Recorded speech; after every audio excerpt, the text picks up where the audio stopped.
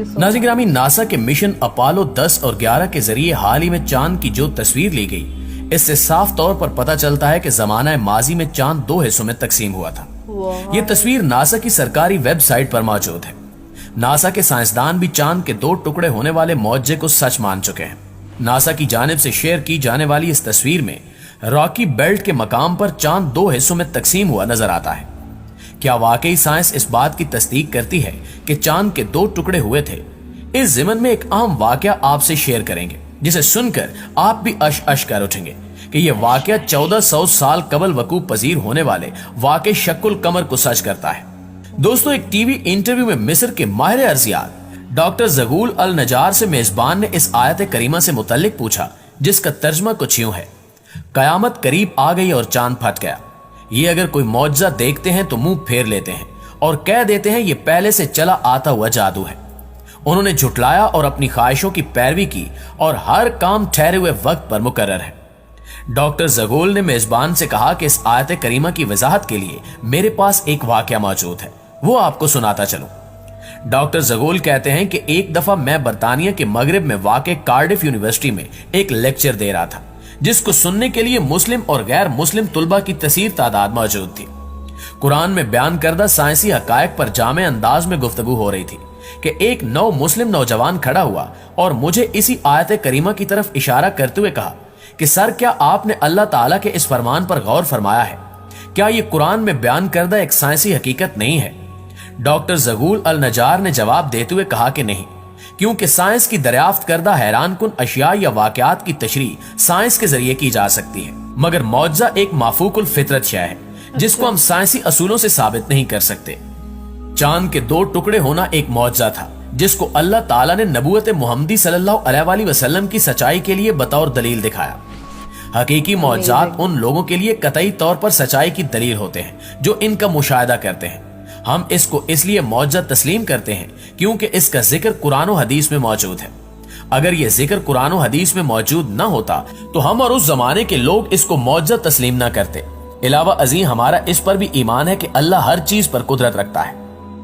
दोस्तों, इसके बाद डॉक्टर ज़गूल ने चांद के 2 टुकड़े होने के वाक़े को बयान करते हुए कहा कि अहादीस के मुताबिक हिजरत से 5 साल कबल कुरैश के कुछ लोग हजूर सल्लल्लाहु अलैहि वसल्लम के पास आए और इन्होंने कहा कि अगर आप वाकई अल्लाह के सच्चे नबी हैं तो हमें कोई मौजज़ा दिखाइए।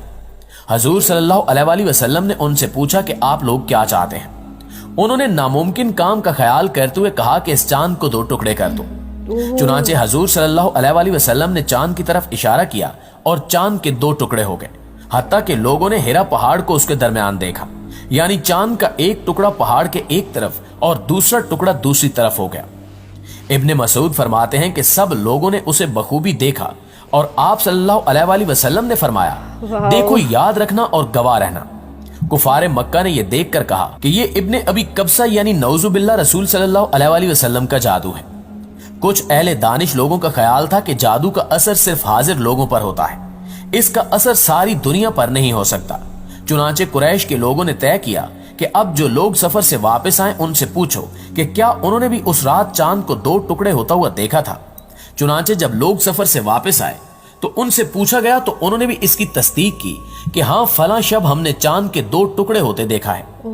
कुफार के मजमा ने यह तय किया था कि अगर बाहर के लोग आकर यही कहें तो हजूर सल्लल्लाहु अलैहि वसल्लम की सच्चाई में कोई शक नहीं। अब जो बाहर से आया, जब कभी आया, जिस तरफ से आया, हर एक ने इसकी शहादत दी कि हमने अपनी आंखों से देखा है। इस शहादत पर कुछ लोगों ने इस मौजे का यकीन कर लिया, मगर कुफार की अक्सरियत फिर भी इनकार पर अड़ी रही।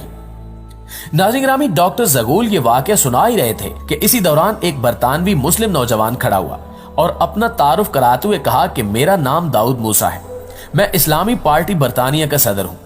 वो अपनी बात जारी रखते हुए बोला कि सर, अगर आप इजाजत दें तो इस मौजू के मुतालिक मैं भी कुछ अर्ज करना चाहता हूं। मैंने कहा कि ठीक है, तुम बात कर सकते हो।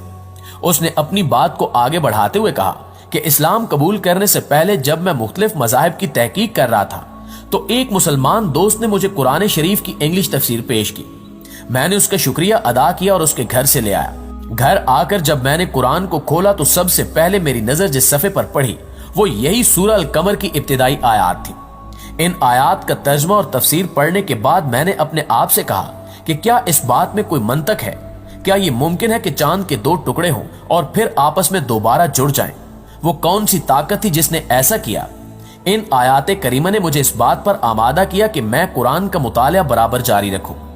کچھ عرصے بعد میں اپنے گھریلو کاموں میں مصروف ہو گیا، مگر میرے اندر سچائی کو جاننے کی تڑپ کا اللہ تعالیٰ کو خوب علم تھا۔ یہی وجہ ہے کہ خدا کا کرنا ایسا ہوا کہ ایک دن میں ٹی وی کے سامنے بیٹھا ہوا تھا۔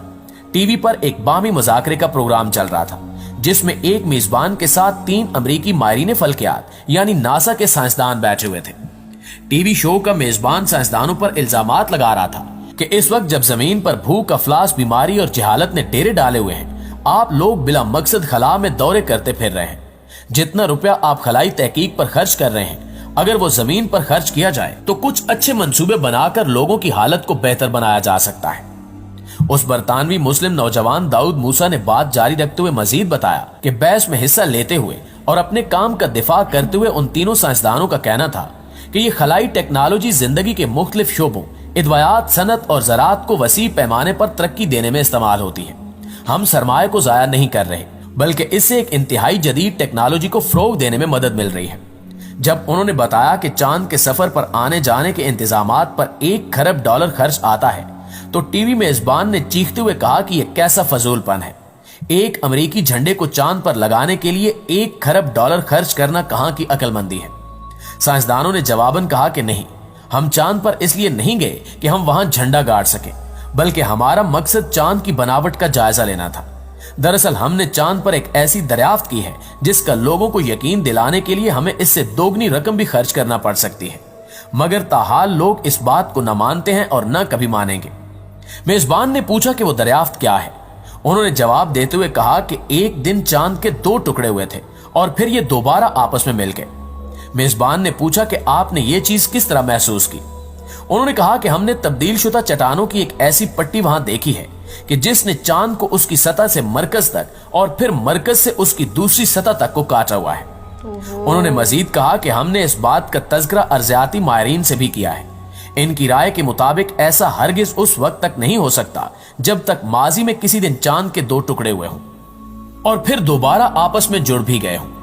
برطانوی مسلم نوجوان نے بتایا کہ جب میں نے یہ گفتگو سنی تو اپنی کرسی سے اچھل پڑا اور بے ساختہ میرے منہ سے نکلا کہ اللہ نے امریکیوں کو اس کام کے لیے تیار کیا کہ وہ کھربوں ڈالر لگا کر مسلمانوں کے معجزے کو ثابت کرے۔